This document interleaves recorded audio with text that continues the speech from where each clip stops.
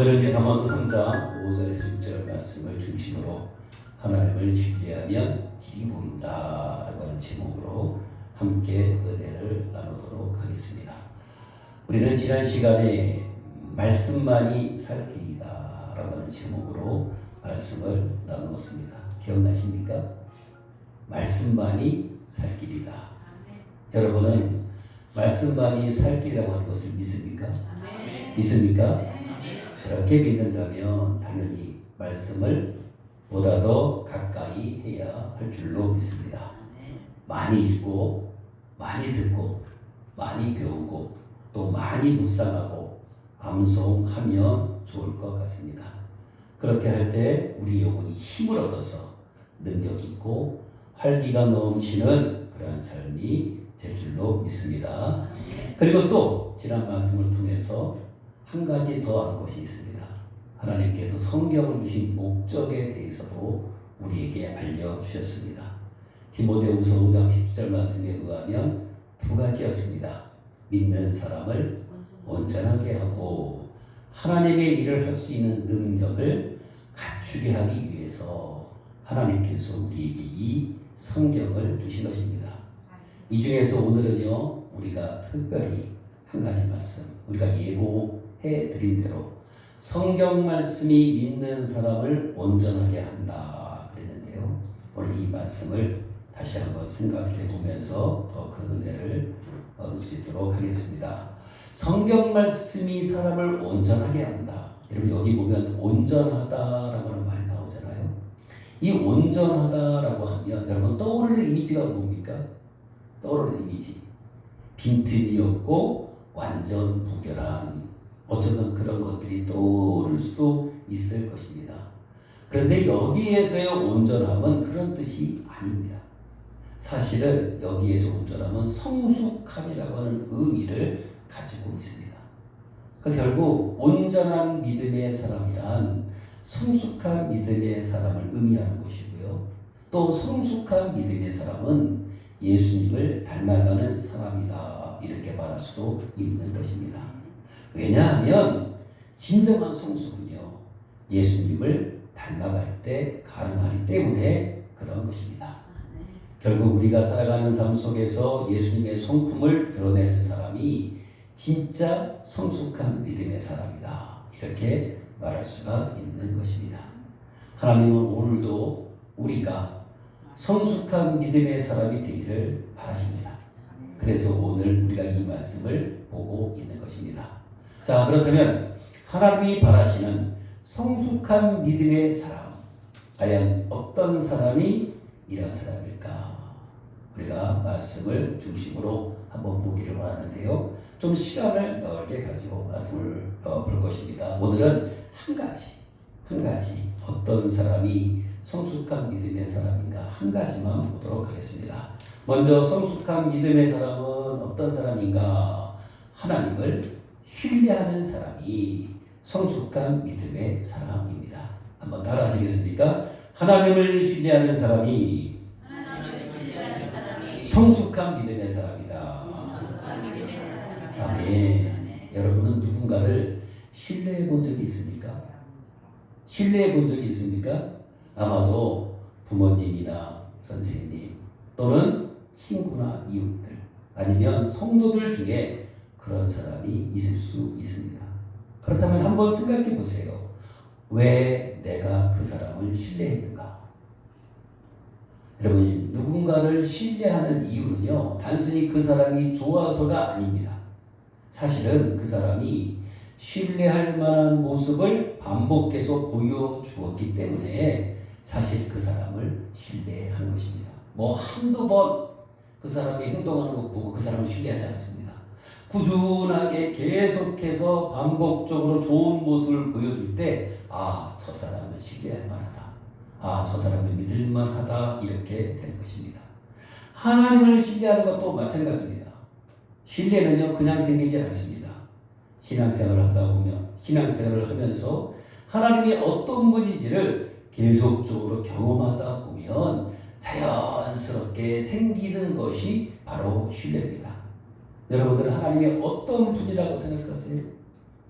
저는 제 삶의 경험을 통해 볼 때 하나님은 늘 나와 함께 하시는 분으로 선하시고 인자하시고 신실하신 분이심을 믿습니다. 그리고 말씀하신 것은 꼭 지키시는 분이라고 하는 확신이 있습니다. 그래서 저는 하나님을 신뢰합니다. 여러분들은 어떻습니까? 지금 하나님을 신뢰하고 계십니까? 아멘입니까? 그렇다면 여러분들이 아멘 하신 것처럼 진짜 하나님을 신뢰하고 있는지 아닌지를 한번 확인해 봅시다. 그냥 말로 아멘 한다고 해서 하나님을 신뢰하는 것이 아니니 다양한 상황들을 통해서 내가 하나님을 진짜 신뢰하고 있는지를 확인할 수 있기를 바랍니다. 제가 몇 가지 케이스를 말씀드릴 거예요. 이 모든 상황들이 여러분들이 만약 내가 그렇게 행동하고 있다, 생각하고 있다 그러시면 여러분은 하나님을 신뢰하고 계시는 거예요. 첫 번째 볼까요? 하나님을 신뢰하는 사람은 자기의 생각보다 하나님의 뜻을 우선합니다. 앞에서 하나님을 신뢰하는 사람이 성숙한 믿음의 사람이라고 했잖아요. 여러분, 성숙한 사람과 미성숙한 사람에게는요 차이점이 있습니다. 성숙한 사람은요 다른 사람의 입장을 이해해주고 배려해 줍니다. 반면에 미성숙한 사람은요 반대입니다. 자기만 합니다. 자기의 생각과 자기의 입장만 고집합니다. 이런 사람이 바로 미성숙한 사람입니다. 나이와 상관없어요. 나이가 어려도 다른 사람의 입장을 잘 이해해주고 잘 배려해주는 사람은 성숙한 사람이에요. 근데 나이를 아무리 많이 먹어도 자기 생각만 하고 자기 입장 고집하는 사람은 미성숙한 사람이 되는 것입니다. 신앙 안에서도 마찬가지입니다. 성숙한 신앙인은 자기의 생각보다 하나님의 뜻을 우선합니다. 하나님의 뜻이라면 언제든지 자기의 생각을 바꿀 준비가 되어 있는 사람이 성숙한 신앙입니다. 오늘 본문에서는요 이렇게 말씀합니다. 여러분 찾아보세요. 너는 마음을 다하여 여호와를 신뢰하고 내 명철을 의지하지 말라. 너는 범사에 그를 인정하라. 그리하면 네 길을 지도하시리라. 아멘. 너는 마음을 다하여 여호와를 신뢰하고 내 명철을 의지하지 말라 하시잖아요. 여러분 이 말씀은 뭐냐면 자기 생각보다 하나님의 뜻을 더 우선시하라는 말입니다. 그럴 때 하나님께서 가는 길을 지도해 주시고 인도해 주시는 것입니다. 이렇게 여러분 자기 생각보다 하나님의 뜻을 우선하여 복을 받은 사람이 여러분 성경에 참 많이 나옵니다. 제가 대표적인 사람 한 사람을 예를 들면요 베드로입니다. 베드로. 여러분 베드로가 누군지 아시죠? 제가 말씀드리고 싶어하는 베드로는 예수님의 제자가 되기 전에 베드로입니다. 여러분 베드로의 직업은 어부입니다. 그는 예수님을 만나기 전에 갈릴리 바다에서 고기를 잡으며 먹고 살았습니다. 그날도 밤이 새도록 고기를 잡기 위해 애를 썼습니다. 그러나 그날은 별 소식 없이 아침이 찾아와서 그냥 빈 그물만 들고 돌아와 그물을 손질하고 있었습니다. 그때 주님께서 베드로에게 다가와 이런 말씀을 하셨습니다. 깊은 데로 가서 그물을 내려 고기를 잡으라. 여러분 지금 베드로는요 밤새도록 고기를 잡다가 아무것도 잡지 못하고 다시 돌아와서 지금 그물을 씻고 있어요. 그물을 손질하고 있어요. 아침에. 근데 주님께서 뭐라고 말씀하고 계세요? 지금 다시 깊은 데로 가서 그물을 내려 고기를 잡으라 말씀하십니다. 여러분 고기잡이를 업으로 하는 베드로의 입장에서 본다면 예수님의 이 말씀은 상식도로 납득이 되지 않는 말씀입니다. 왜냐하면 고기는 아침에 잡히지가 않습니다. 그래서 베드로가 밤에 나간 거예요. 그리고 고기는요 얕은 곳에 가서 잡아야 됩니다. 왜? 그물이 그렇게 되어 있어요. 그런데 예수님 뭐라고 말씀하세요? 아침에 그것도 깊은 데로 가서 그물을 던지래요. 이 얘기가 뭡니까? 고기를 인간적인 생각 고기가 잡힐 수가 없는 그런 상황이다 그 얘기입니다. 그런데 베드로 어떻게 했습니까? 주님이 말씀하시니까 비록 어부의 입장에서 상식적으로 이해가 되지 않아도 자기의 생각을 내려놓고 주님의 말씀에 의지해서 깊은 데로 가서 그물을 내렸습니다. 그때 무슨 일이 일어났어요? 성경에 보니까 그 불이 찢어질 정도로 많은 고기를 잡았다 이렇게 말하고 있습니다. 여러분 어떻습니까? 베드로가 이렇게 물고기를 많이 잡으시는 것이 무엇입니까? 자기의 생각을 내려놓고 주님의 말씀에 순종했을 때 이런 놀라운 복을 받은 것입니다. 여러분은 지금까지 살아오시면서 자기의 생각이 우선이었나요? 아니면 하나님의 뜻이 우선이었나요? 하나님의 뜻이 우선이었습니다. 아멘. 하나님의 뜻이 우선인 삶이 되기를 바랍니다. 이런 사람이 하나님을 신뢰하는 성숙한 믿음의 사람이 되는 것입니다. 할렐루야. 두 번째로 하나님을 신뢰하는 사람은 여러분 염려나 걱정이 생길 때 기도를 선택합니다. 여러분 마음속에 혹시 염려나 걱정이 몰려올 때 어떻게 하십니까? 어떻게 하십니까? 혹시 그냥 염려나 걱정을 받아들여 하루 종일 염려하고 걱정하고 있지는 않았습니까? 만약 그랬다면 그분은 하나님을 신뢰하지 못하고 있는 것입니다. 하나님을 신뢰하면 염려나 걱정이 생길 때 그것까지도 하나님께 맡기게 됩니다. 맡기는 방법은 다 아시죠? 기도로 맡기면 되는 것입니다. 빌립보서 4장 6절에서는 이렇게 말씀합니다. 아무것도 염려하지 말고 다만 모든 일에 기도와 간구로 너희 구할 것을 감사함으로 하나님께 아뢰라.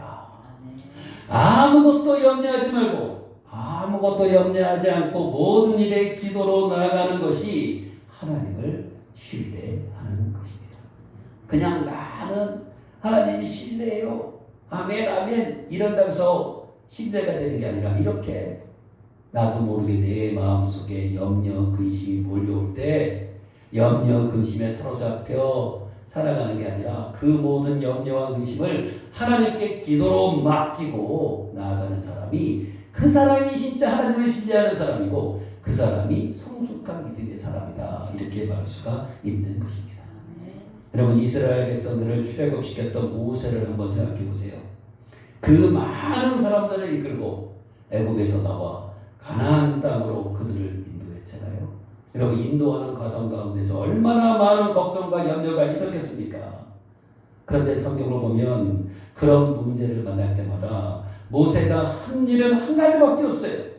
그게 뭡니까? 하나님께 나아가 기도했다라고 하는 것입니다.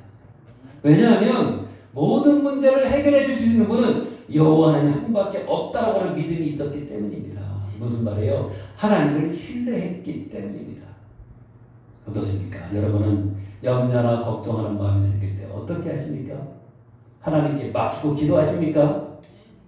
기도를 선택하는 모든 분들 다 되시기를 바랍니다. 그런 분이 하나님을 신뢰하는 것입니다.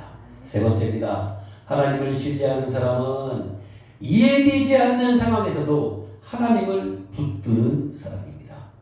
살다 보면 정말 하나님의 뜻이나 계획을 이해할 수 없는 상황에 놓일 때가 있습니다. 그럴 때 우리는 혼란에 빠집니다. 예를 들어 이런 거예요. 나는 정말 신앙생활을 열심히 잘하고 있는데 가정에 어려운 일이 생겨요.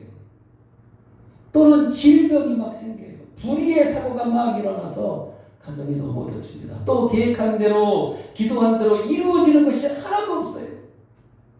이럴 때 우리는 마음 밑바닥에서 하나님에 대한 불신과 의심이 솔솔 피어오를 수 있습니다. 신뢰란 뭔지 아세요? 이런 순간에도 끝까지 하나님을 붙드는 것입니다.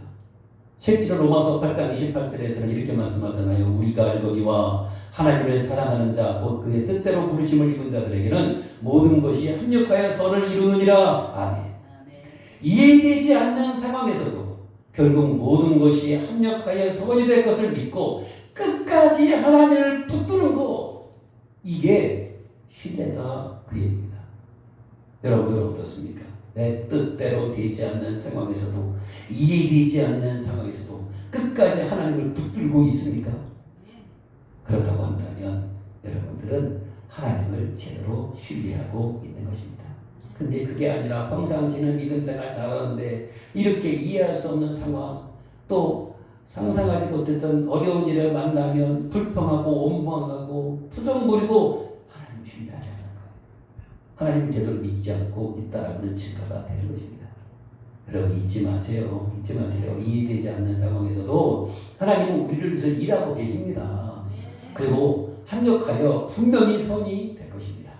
그러니 끝까지 하나님만 붙잡고 있으면 돼요. 여러분들 하나님 붙잡는 손 절대 놓지 마시기를 바랍니다. 네 번째, 하나님을 신뢰하는 사람은 여러분 순종하는 모습으로 자신의 믿음을 증명합니다. 진정한 신뢰는요 순종하는 모습으로 나타납니다. 그렇기 때문에 순종이 없다면 그것은 하나님을 신뢰하는 것이 아닙니다. 성경에서도 하나님에 대한 신뢰가 말씀에 대한 순종으로 나타나는 것을 많이 볼 수 있습니다. 아브라함, 여러분 아브라함은 하나님의 부르심을 받은 후에 갈 바를 알지 못했지만 하나님의 말씀에 순종해서 고향집을 떠났죠. 보세요. 그렇죠? 하나님에 대한 신뢰가 결국 순종하는 모습으로 나타난다고 얘기합니다. 노아를 또 생각해 보세요. 비가 오지 않는 아주 화창한 날씨 속에서도 하나님의 말씀에 순종하여 산꼭대기에 오늘날 축구장만한 방주를 만들지 않았습니까? 여러분 이들이 이렇게 한 것은 다른 게 아닙니다. 하나님을 절대적으로 신뢰했기 때문에 그렇게 말씀에 순종할 수 있었던 것입니다. 결국 하나님을 신뢰하는 만큼 순종하게 되어 있다라고 하는 것입니다. 그래서 하나님을 신뢰하는 척도는 결국은 순종하는 모습을 통해서 알 수 있는 것입니다. 아무리 성경 지지가 많이 알고 있고 말로는 하나님을 신뢰합니다, 믿습니다라고 얘기하면서도 하나님의 말씀에 순종하지 않는다면 아니요, 그들은 하나님을 신뢰하지 않는 것입니다. 여전히 자기의 생각, 자기의 의지로 모든 것들을 풀어가려고 하는 사람인 거죠. 여러분들 어떻습니까? 하나님의 말씀에 순종하고 있습니까? 순종이 제사보다 낫다 그랬습니다. 여기 계신 모든 분들 순종하는 삶을 통해서 여러분들의 믿음을 증명할 수 있기를 바랍니다.